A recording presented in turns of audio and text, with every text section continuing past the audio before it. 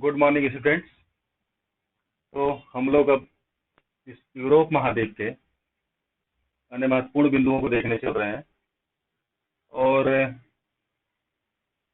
उनमें से जो एक महत्वपूर्ण बिंदु है उसे हम लोग देखेंगे, जिसका नाम है राइन रिवर। राइन रिवर के बारे में आप देखेंगे तो उसकी जो लोकेशन है वो आपको करीब करीब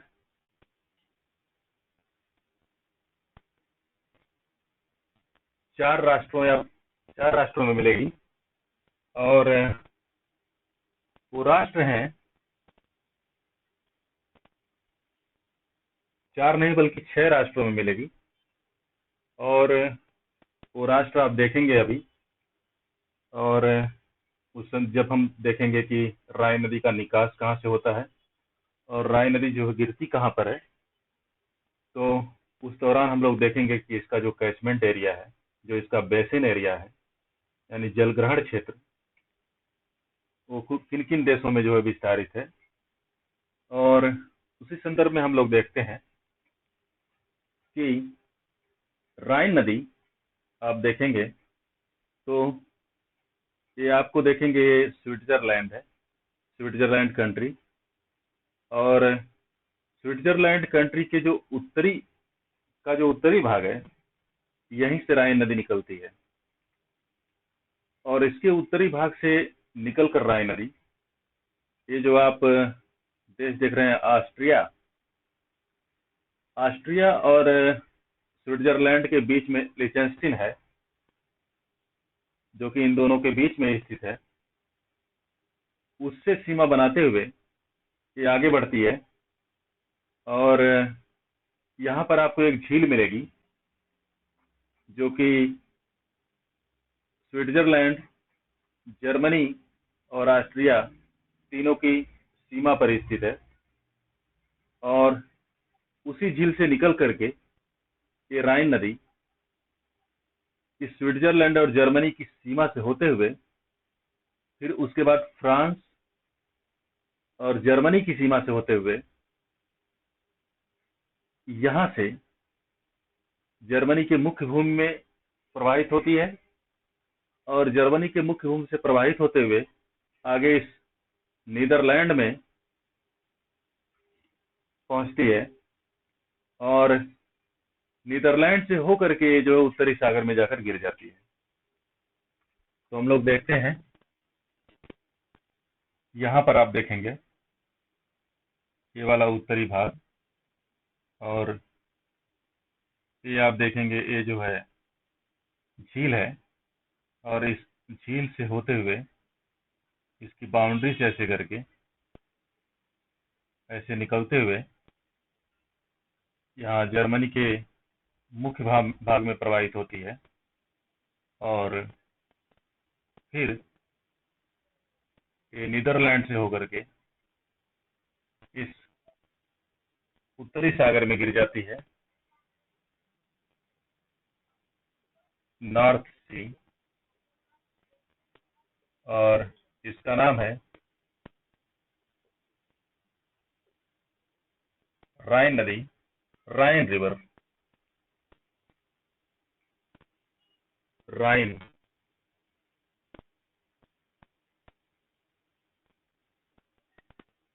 राइन रिवर। और जिस झील से ये होकर गुजरती है उसका नाम कॉन्स्टेंस झील है।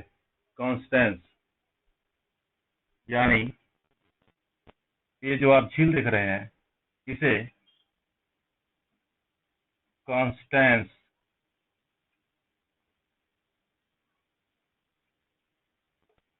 झील यानी लेक के नाम से जाना जाता है। इसे यहाँ पर हिंदी में लिख देते हैं, Constance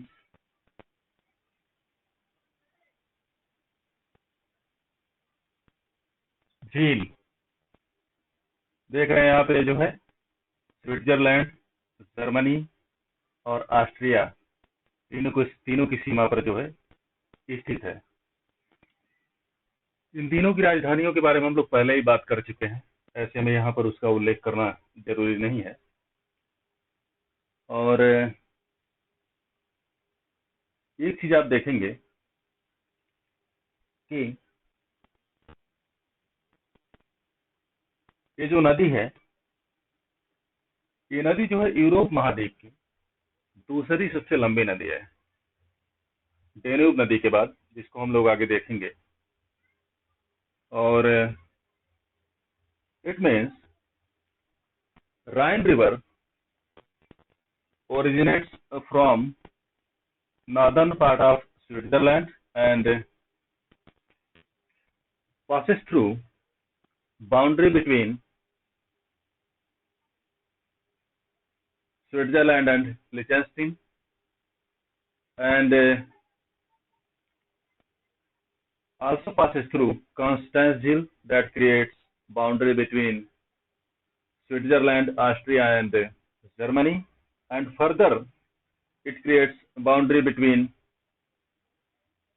France and Germany. So we can say that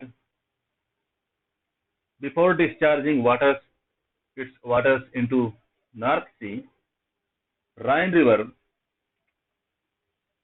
passes through mainland Germany, and it is a major river that creates natural and political boundary among Central European countries. तो इस तरीके से हम लोग देख रहे हैं कि इन करीब 6 राष्ट्रों में, यानी 1 लिechtenstein, 2, 3 ऑस्ट्रिया और 4 जर्मनी, 5 फ्रांस और 6 नीदरलैंड, यानी करीब 6 राष्ट्रों में आप देखेंगे इसका जो है जल प्रवाह क्षेत्र, जलग्रहण क्षेत्र, that is called catchment area और basin region, spreads in these 6 countries.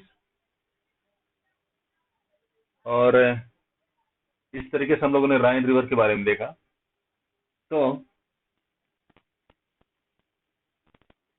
Ryan river की जो हम लोग उसकी विशेषताओं को यहाँ पर देख लेते हैं, तो उसमें आप देखेंगे कि ये सेकेंड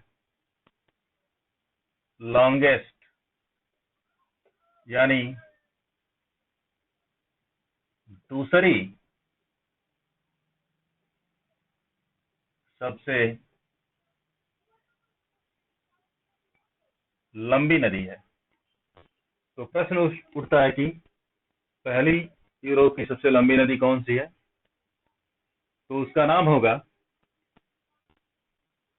डेन्यूब रिवर।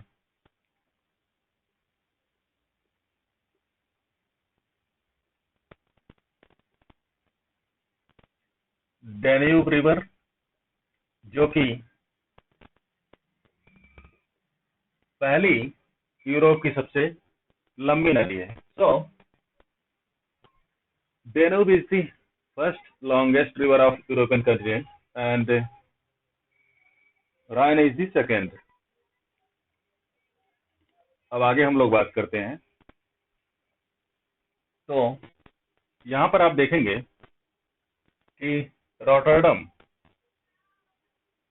जो कि एक महत्वपूर्ण बंदरगाह है, और वो इस नदी के मुहाने पर ही स्थित है, जो उत्तरी सागर तट से लगा हुआ है। यानी यहां पर आप देखेंगे, यहां पर तो आपको एक बंदरगाह मिलेगा और उसका नाम है रॉटरडम।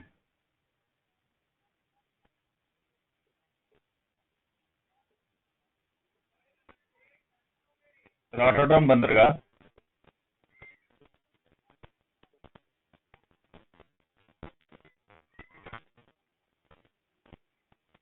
और ये जो रॉटरडम बंदरगाह है, इसकी विशेषता ये है, ये बंदरगाह यूरोप महाद्वीप का सबसे बड़ा और सबसे व्यस्त बंदरगाह है। यानी ये जो आप फ्रेट के मामले में देखेंगे, यानी फ्रेट पोर्ट के तौर पर आप अगर देखेंगे,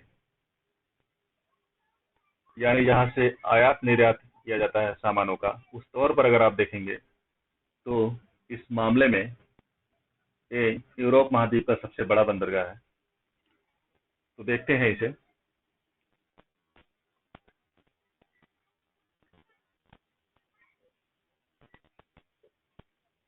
यानी फर्स्ट लार्जेस्ट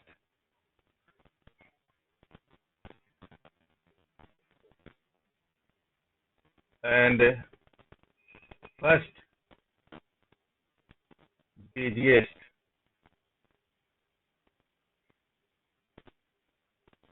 तो आप देख रहे हैं कि यूरोप महाद्वीप का ये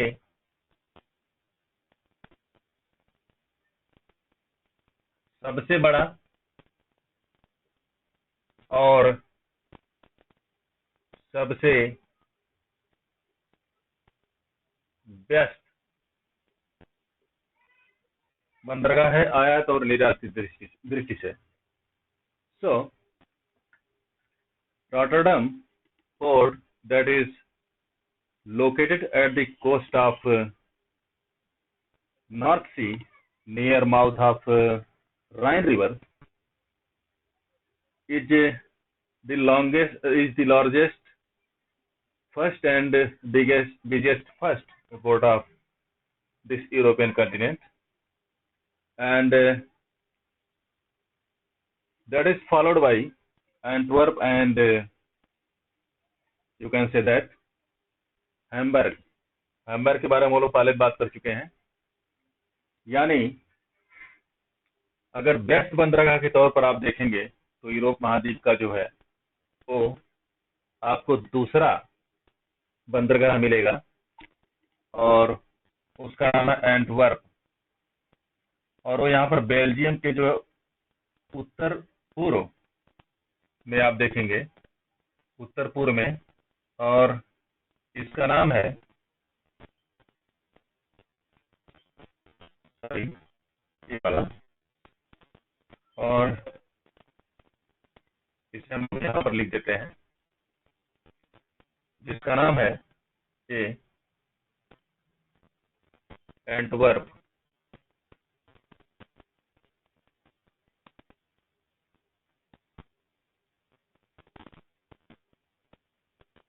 एंटवर्प जो है बेल्जियम में स्थित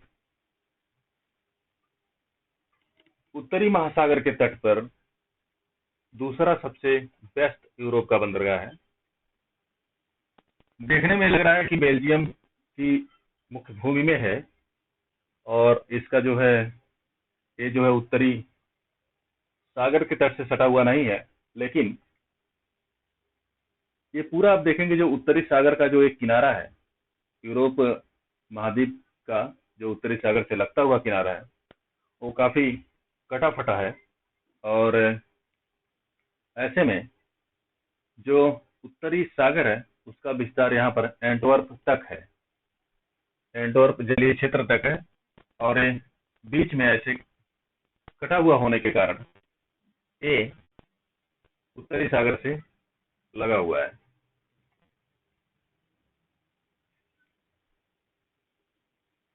तो अगर तीसरे बंदरगाह की हम लोग बात करेंगे, जिसको हम लोग पहले बात कर चुके हैं, ये यहाँ पर है, जो कि यहाँ पर एक कील नहर देख रहे हैं।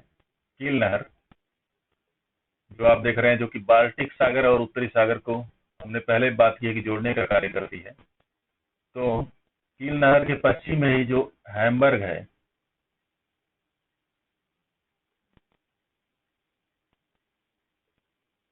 यहाँ पर लिख देते हैं हैम्बर्ग यूरोप महाद्वीप का तीसरा सबसे बेस्ट बंदरगाह है।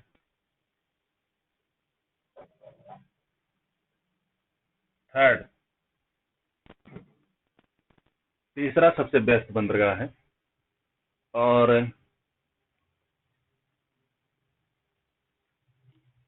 एंटवर्प के बारे में देखते हैं. If we look at Antwerp, then this port shows that this is located in mainland, far from the coast of North Sea, far from the coast of North Sea, but it joins coast of North Sea. और आगे हम लोग बात करते हैं तो उनमें हम लोग देखेंगे एक प्लेस आपको मिलेगा नीदरलैंड में जिसका नाम है रैंडस्टॉट. और उसकी विशेषता ये है, पहले तो उसकी लोकेशन हम लोग देख लेते हैं. तो आप जो देख रहे हैं रॉटरडम, जो यहाँ पर उसके उत्तर पूर्व में ही आपको यहाँ पर मिलेगा रैंडस्टॉट. और यहाँ पर लिखने के लिए मिटाना पड़ेगा.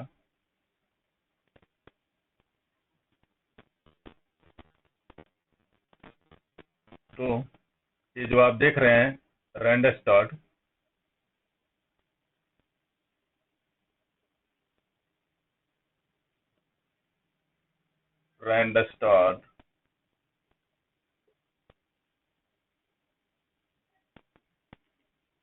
ये दोनों ही यानी रॉटरडम और रैंडस्टॉट दोनों सम्मिलित रूप से संघ नगर का निर्माण करते हैं यहाँ पर नीदरलैंड में.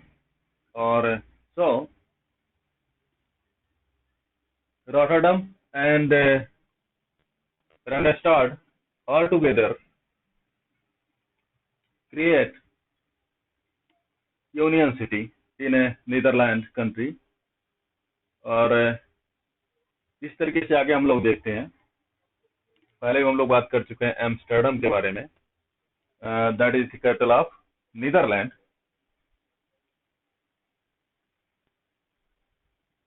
और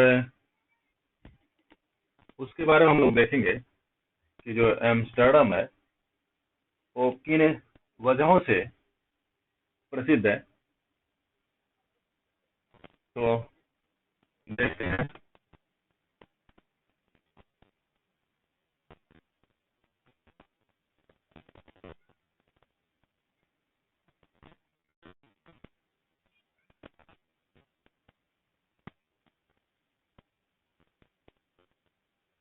ये आप जो देख रहे हैं यहाँ पर,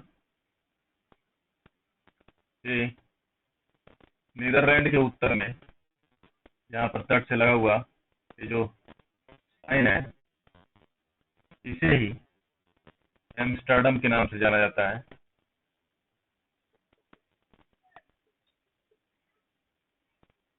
एम्स्टर्डम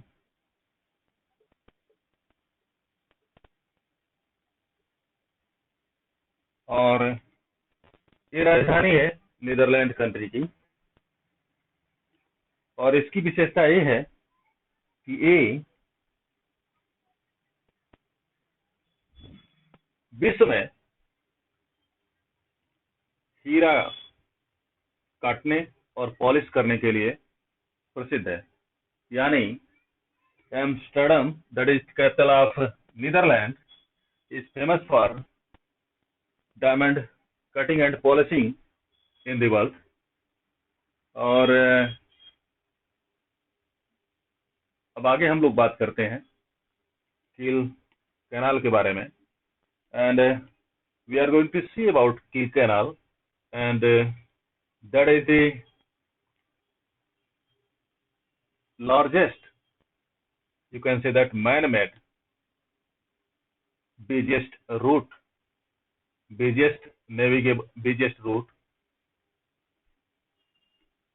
in the world. तो आप देखेंगे कि जो किल नहर है यानी किल कैनाल है वो पूरे विश्व में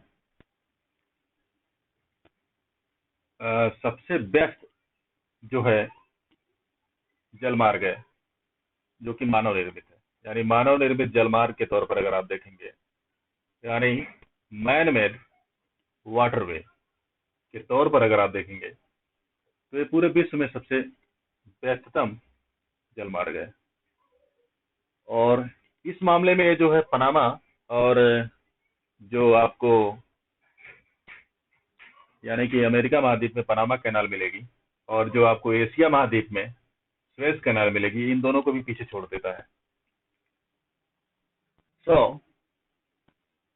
कील river that is here in north of Germany, that joins Baltic Sea and North Sea, that is the biggest, that is the busiest man-made waterway in the world. और इस तरीके से करीब करीब हम लोगों ने इसके संदर्भ में, यानी राइन रिवर से जुड़े हुए क्षेत्रों के संदर्भ में हम लोगों ने बात की। अब आगे देखते हैं कि जो राइन रिवर का जो कैचमेंट एरिया है, यानी जलग्रहण क्षेत्र, यानी उसमें आप देखेंगे तो कोयला भंडार और उत्पादन की दृष्टि से काफी महत्वपूर्ण क्षेत्र है। और वो विशेष रूप से आप देखेंगे कि जो क्षेत्र फ्रांस और जर्मनी के मध्य में स्थित है, वो वाला एरिया कोल भंडार की दृष्टि से काफी महत्वपूर्ण है। So because of coal reserve and production, basin area of Rhine river is so important in the world, and one major important tributary, that is Ruhr river, which joins Rhine river in the western part of Germany, यानी Germany का जो आप पश्चिमी भाग यहाँ पर देख रहे हैं, यहाँ पर आपको नदी एक मिलेगी जिसका नाम है रूर, जो कि इस राइन नदी की जो है सहायक नदी है। Just a second please.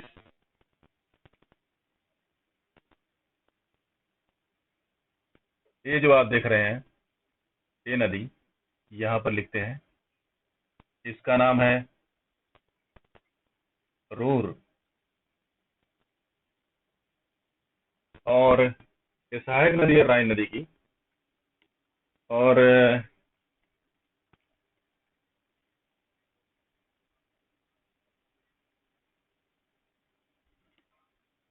इसमें आप देखेंगे कि इसका जो बेसिन क्षेत्र है, ये वाला पार्ट वेस्टर्न जर्मनी में, it is important for coal reserve and production, यानी कोयला भंडार और उत्पादन की दृष्टि से काफी महत्वपूर्ण क्षेत्र है पश्चिमी जर्मनी में। और यही वजह है, यानी राइन और रूर के जो बेसिन क्षेत्र हैं, क्योंकि कोयला भंडार और उत्पादन की दृष्टि से काफी महत्वपूर्ण है, ऐसे में जो आप सेंट्रल यूरोप और इस वेस्टर्न यूरोप के रीजन को देख रहे हैं, वहां पर chemical industry and automobile industry का काफी व्यापक स्तर पर विकास हुआ है। So we can say that because of coal reserve and production in the western and central part of European continent, there are presence of chemical and automobile industry, developed chemical and automobile industry that are famous in the world। और उस संदर्भ में हम लोग कुछ महत्वपूर्ण स्थानों को देखेंगे जो कि ऑटोमोबाइल इंडस्ट्री के क्षेत्र में जिन्होंने अपना काफी नाम किया है। और उसी में आप देखेंगे कि एक नाम आपको मिलेगा स्टटगार्ट, और जो स्टटगार्ट है ये आपको साउथ जर्मनी में मिलेगा। देखते हैं हम लोग।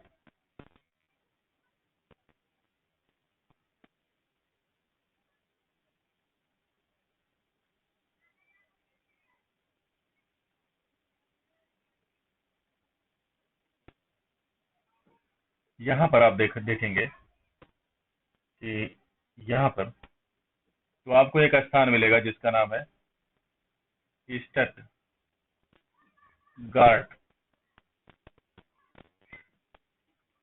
इसे यहाँ पर लिख देते हैं।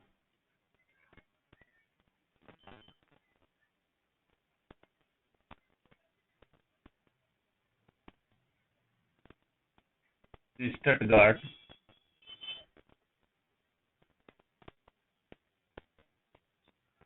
और ये जर्मनी में जो ऑटोमोबाइल इंडस्ट्री के लिए काफी प्रसिद्ध है। केवल जर्मनी में नहीं, पूरे विश्व में। अभी आप एक उदाहरण से समझ जाएंगे कि जो Mercedes Benz, that is the famous brand in the world, and headquarters of this Mercedes-Benz is there. That's why you can easily understand that Stuttgart is famous for automobile industry. तो जो मर्सिडीज बेंच है, जो कि विश्व प्रसिद्ध brand है, उसका headquarter आप देखेंगे तो आपको स्टटगार्ट में ही मिलेगा। और ऐसे में आप आसानी से समझ सकते हैं कि स्टटगार्ट ऑटोमोबाइल इंडस्ट्री के क्षेत्र में काफी प्रसिद्ध है। अब आगे हम लोग देखते हैं एक और प्लेस के बारे में। उससे पहले देखते हैं दो पर्वतों के बारे में, जिनके नाम है Oasis mountain and black forest mountain. और ये दोनों ही आप देखेंगे क्रमशः फ्रांस और जर्मनी में आपको मिलेंगे।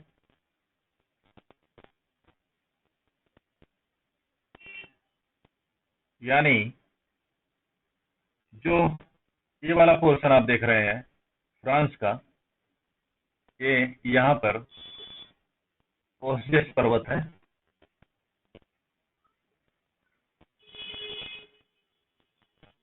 वासजेस पर्वत।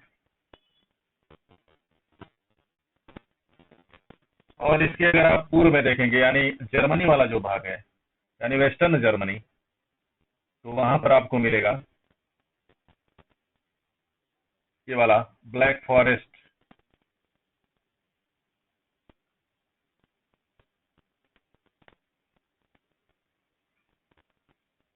ब्लैक फॉरेस्ट, इसे हम लोग यहाँ पर लिख देते हैं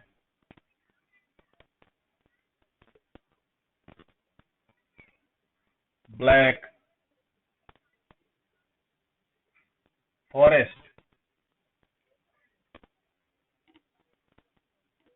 और इन दोनों की जो विशेषता है वो ये है कि ये दोनों ही ब्लैक पर्वत के उदाहरण हैं। ब्लैक पर्वत उन्हें कहा जाता है जो भ्रंशन की क्रिया द्वारा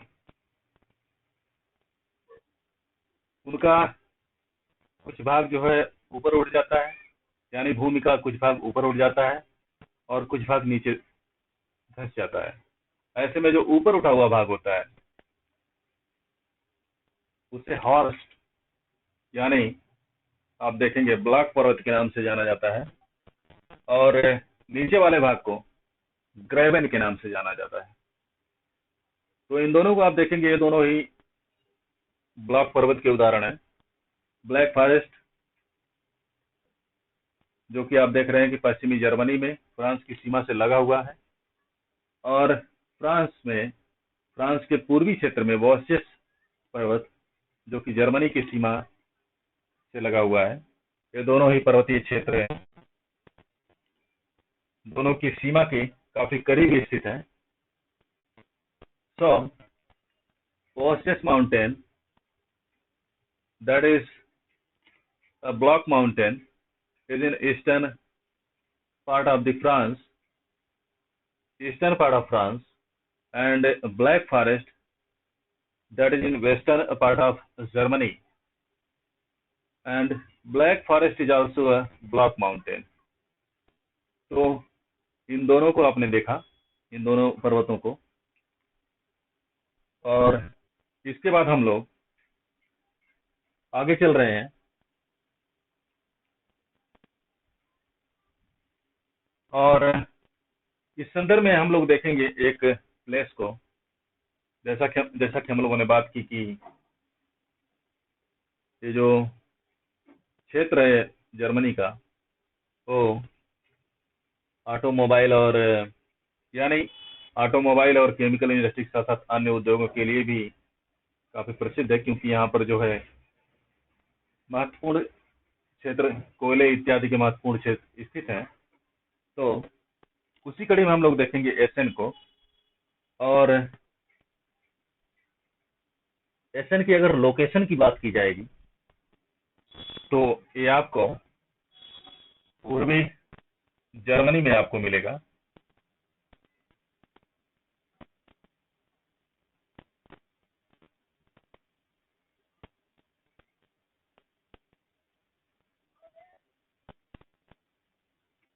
यानी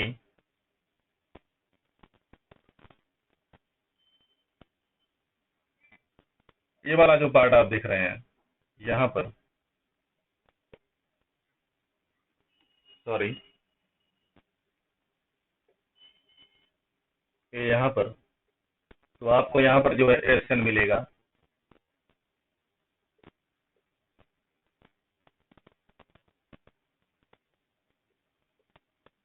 और ये जो एसएन है ये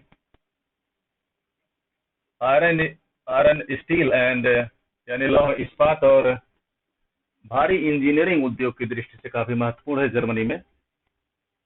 सो Essen that is famous for iron steel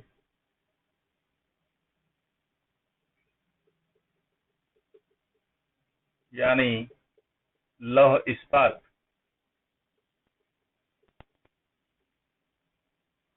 plus heavy engineering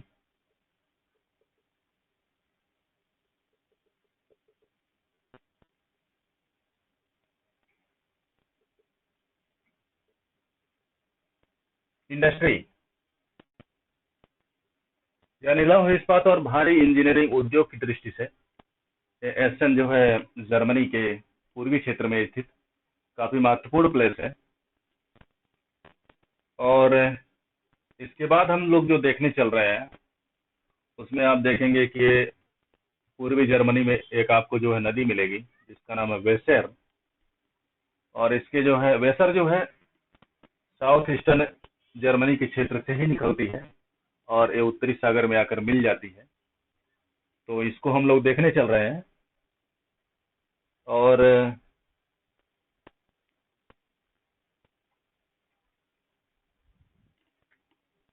देखते हैं।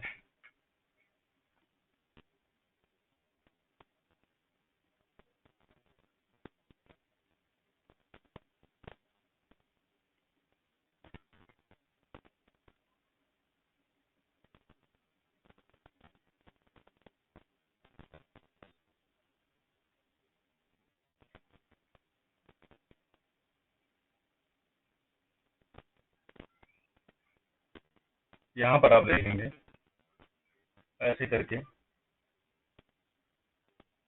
तो आपको ये रिवर मिलेगी यानी वेसर रिवर।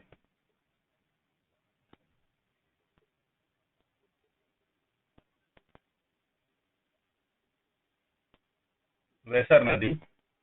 और इसे देखेंगे आप कि Weser river that originates in south eastern part of Germany and drains from Germany mainland and discharges its waters into North Sea।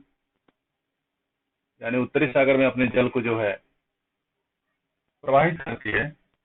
और इसके तट पर ही आप देखेंगे कि एक आपको स्थान मिलेगा जिसका नाम है Bremen.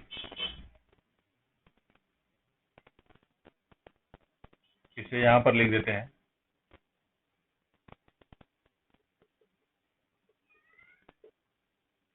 Bremen.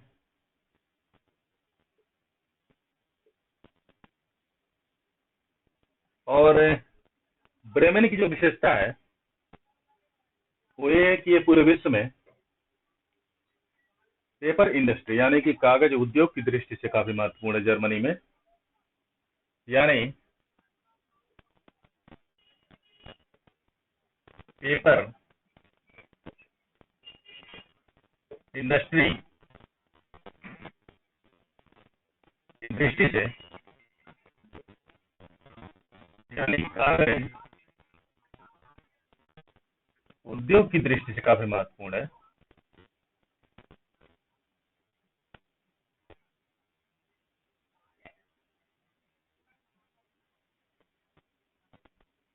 So, Bremen, that is located at the at the bank of River Weser, is famous for paper industry in the world, which is in eastern part of Germany, जो जर्मनी के पूर्वी भाग में स्थित है। अब आगे हम लोग देखते हैं,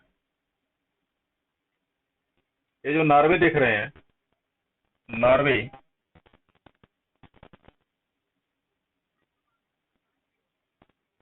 नॉर्वे में अगर आप देखेंगे तो विद्युत के मामले में, यानी विद्युत का जो प्रमुख सोर्स नॉर्वे में आप देखेंगे तो आपको जल विद्युत मिलेगा,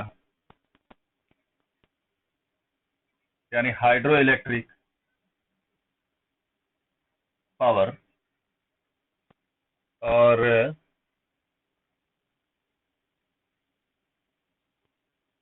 यानी ये जो नॉर्वे है, ये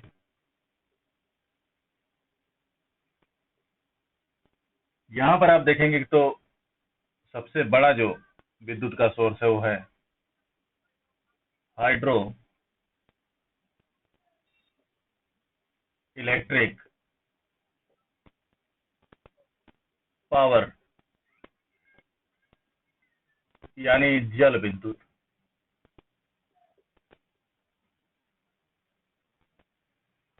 So, hydroelectric power is the main source of Norway country, and now we are going to discuss about two major rivers that are Meuse, and second is Sambre.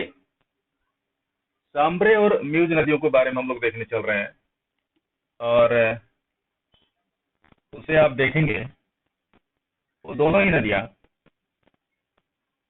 France और बेल्जियम में प्रवाहित होती हैं।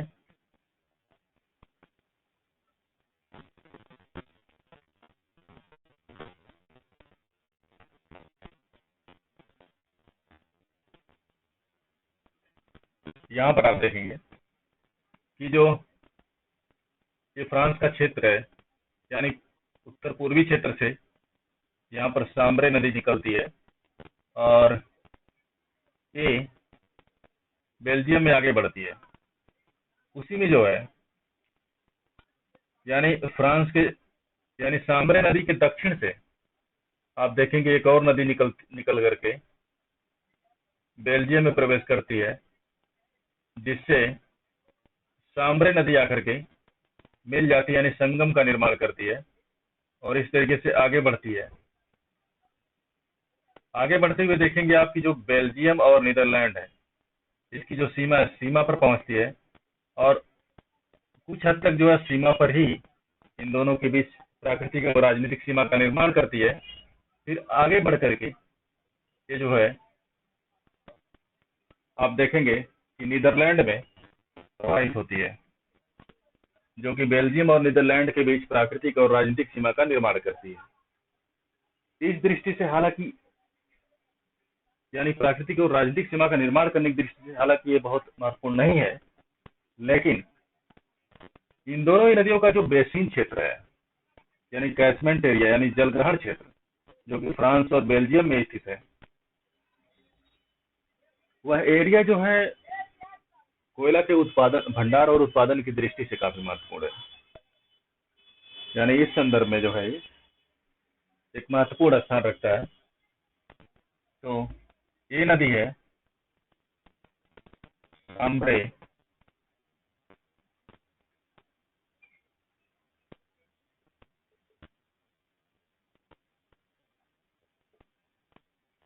और ये वाली नदी, इसका नाम है muse.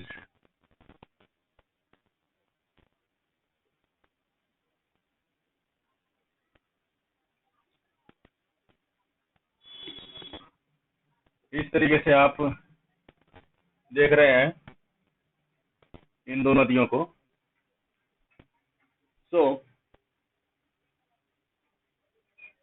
Sambre and Meuse both originate from northeastern part of France and make a confluence in mid-Belgium and further goes through mainland Belgium and creates a part that is called natural and political boundary between Belgium and Netherlands, and further drains in mainland Netherlands। और इसके बाद जो है हम लोग scene river के बारे में देखने चल रहे हैं। बहुत ही महत्वपूर्ण नदी है फ्रांस की, और देखें इसके संदर्भ में।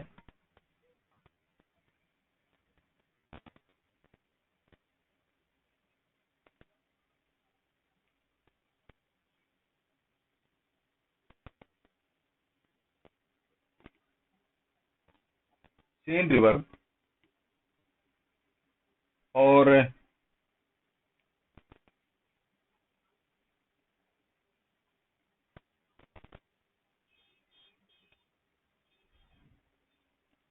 तो सीन रिवर को आप देखेंगे कि ये यहाँ पर सेंट्रल यानी कि ईस्टर्न पार्ट आप देखेंगे तो यहाँ से सीन रिवर निकलती है, और जो आप इंग्लिश चैनल देख रहे हैं उसमें जाकर मिल जाती है। और इसकी सबसे बड़ी खासियत यह है कि इस पर फ्रांस की राजधानी पेरिस स्थित है। पेरिस की विशेषताओं के बारे में भी हम लोग अभी देखेंगे। और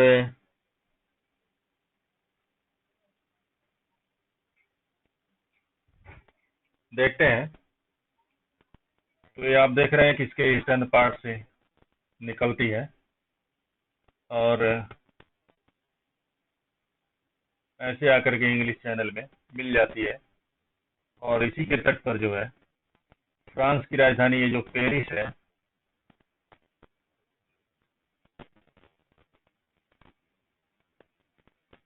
स्थित है। और इस नदी का नाम है सीन।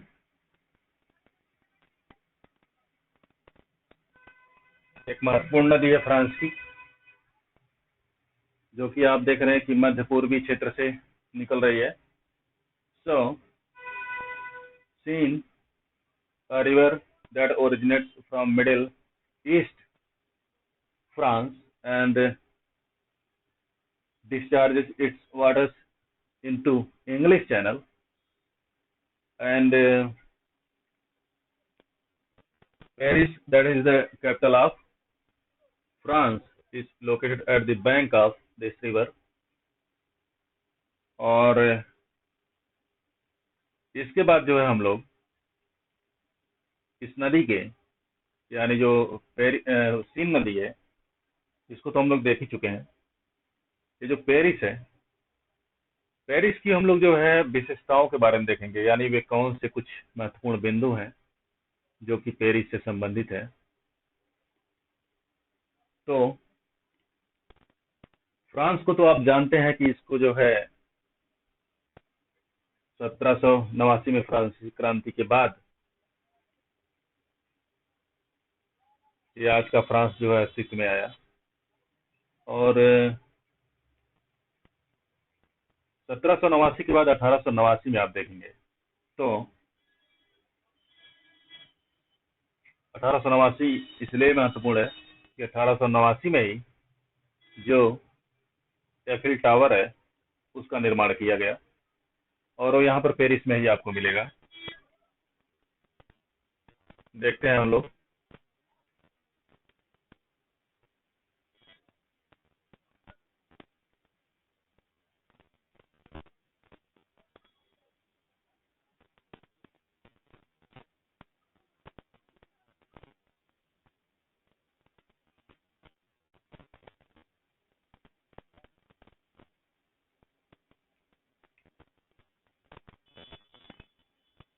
यानी जो पेरिस देख रहे हैं आप, इसकी विशेषताओं को हम लोग यहाँ पर नोट करेंगे। और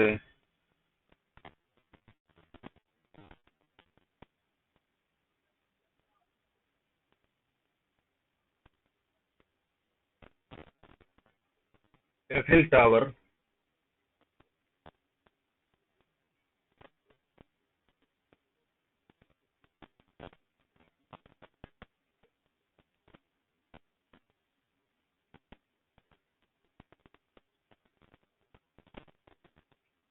एफिल टावर जिसका निर्माण 1889 में किया गया था।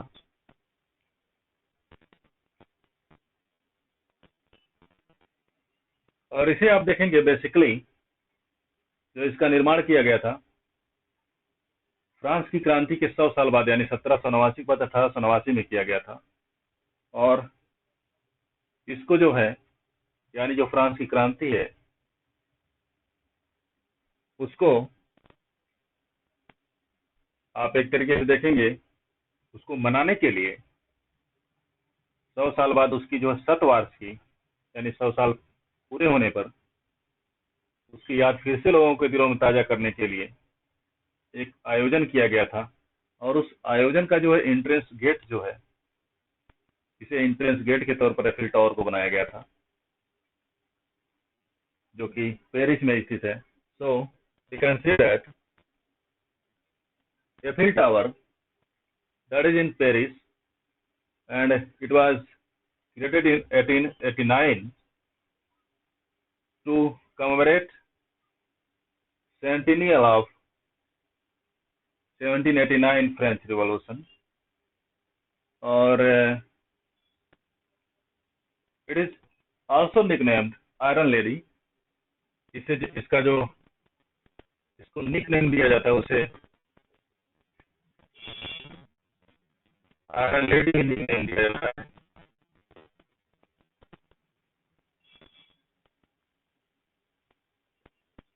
Iron lady. And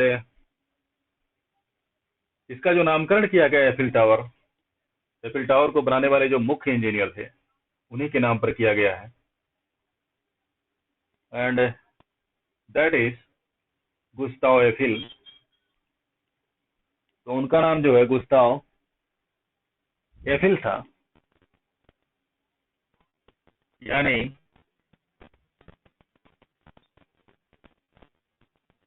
Gustav Eiffel, chief engineer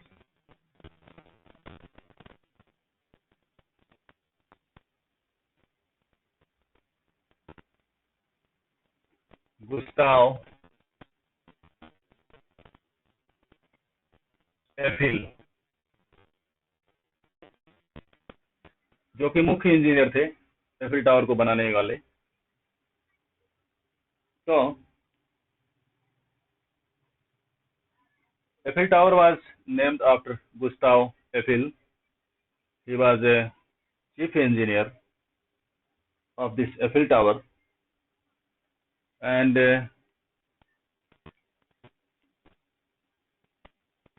to mark the centennial, okay, it was created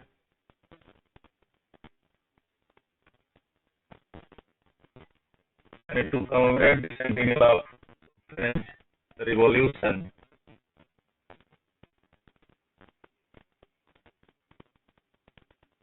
centennial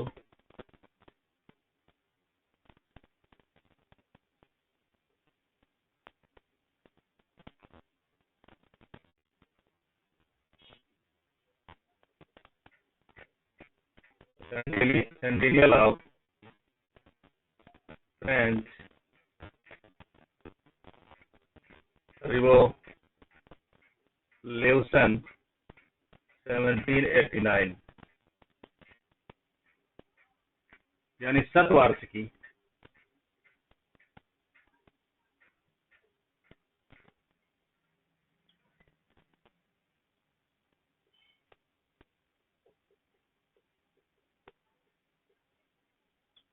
फ्रांसीसी क्रांति, फ्रांसीसी क्रांति की शतवार्षिकी को मनाने के लिए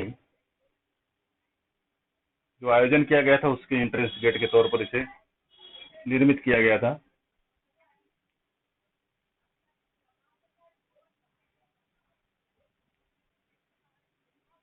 अब आगे हम लोग जो पेरिस में एक महत्वपूर्ण बिंदु को देखेंगे, उसे देखेंगे बास्टिल डे। बास्टिल डे का भी यहाँ पर आयोजन प्रतिवर्ष किया जाता है और उसकी तिथि है 14 जुलाई, और जिसे जो है नेशनल डे यानी राष्ट्रीय दिवस के तौर पर भी मनाया जाता है यहाँ पर पेरिस में।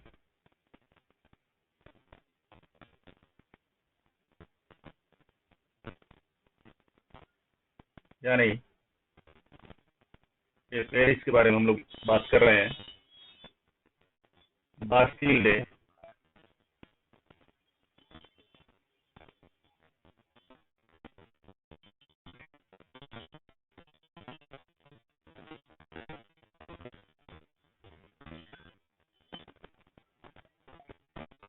बास्टिल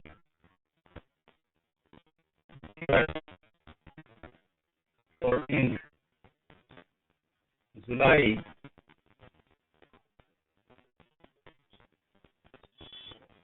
नेशनल डे यानी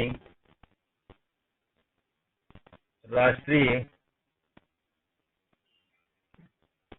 दिवस के तौर पर मनाया जाता है।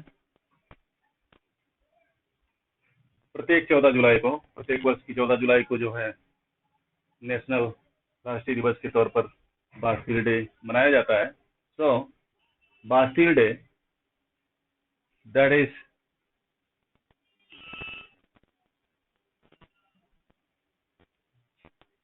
is being organized on 14th July every year as a national day of France.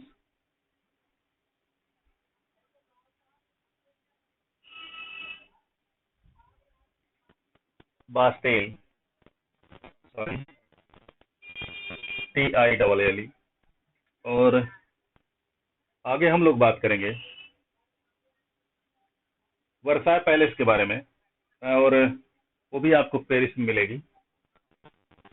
Versailles palace,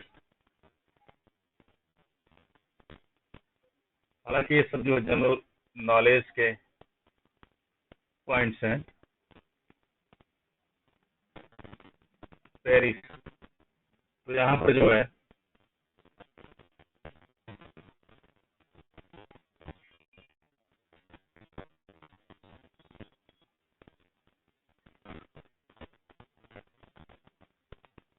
Versailles महल, और इसका निर्माण आप देखेंगे तो लुई द्वारा कराया गया था।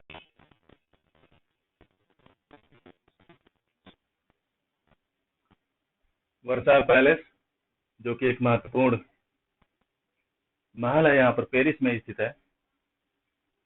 That was made by created during the reign of Louis XIV। Louis 14 के कार्यकाल में ही इसका निर्माण जो है कराया गया था, और जो लुई 14 का कार्यकाल था वो 17वीं शताब्दी में था। और आगे हम लोग देखेंगे तो यहाँ पर एक पॉइंट और देखना है मिलेगा आपको, नॉर्मैंडी बैटलफील्ड, जो कि द्वितीय विश्व युद्ध के समय काफी महत्वपूर्ण रहा है। और यूक्रेन और रूस के बीच जो युद्ध हो रहा है उसमें नॉर्मैंडी फॉर्मेट, जो कि एक एग्रीमेंट है, वो भी यहीं पर साइन किया गया है, उसके संदर्भ में भी काफी महत्वपूर्ण है। नॉर्मैंडी बैटलफील्ड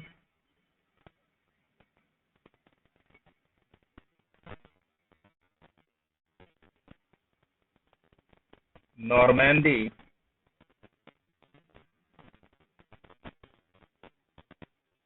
युद्ध स्थल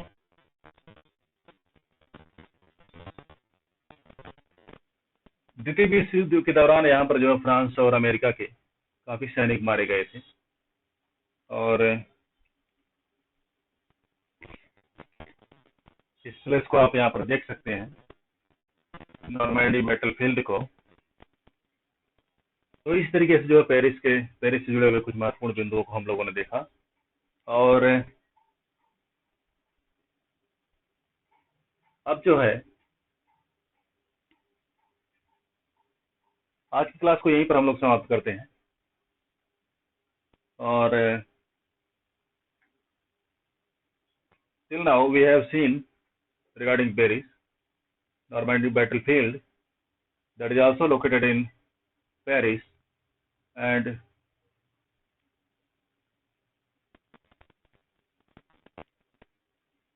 that was famous during World War II,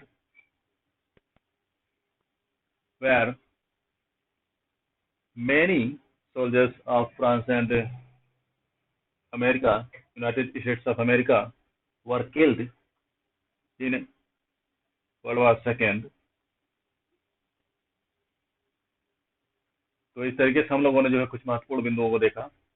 अब आगे आने वाले समय में जो है बचे हुए अन्य महत्वपूर्ण बिंदुओं को देखेंगे। तो आज के लिए बस इतना ही। और अगर आप लोगों को जो क्लास पसंद आ रही तो आप लोग जो है यूट्यूब चैनल को सब्सक्राइब कीजिए और वीडियोज को लाइक कीजिए और वीडियोज पर कमेंट कीजिए। और आज के लिए बस इतना ही। बहुत बहुत धन्यवाद आप लोगों का। Thank you so much.